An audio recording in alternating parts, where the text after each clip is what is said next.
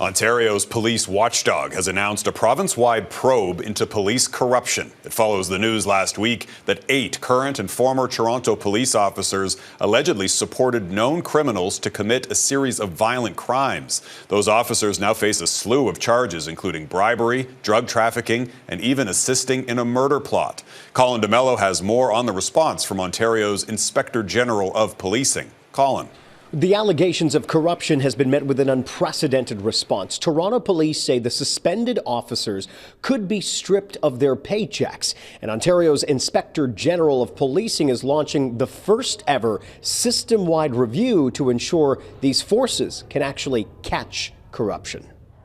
In the wake of the shocking allegations rocking Toronto police, forces across the province are feeling the impact. Trust and integrity are key and vital roles for police officers. Without that trust, it's almost impossible to serve your communities.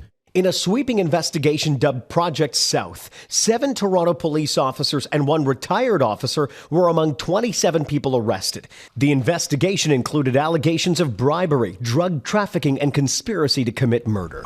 The corruption-related charges have now led to larger questions about how police forces in Ontario guard against it. If there are vulnerabilities within the systems currently in place in Ontario's policing sector, or in the standards that it must adhere to, it is essential that they are identified so meaningful, system-wide improvements can be made.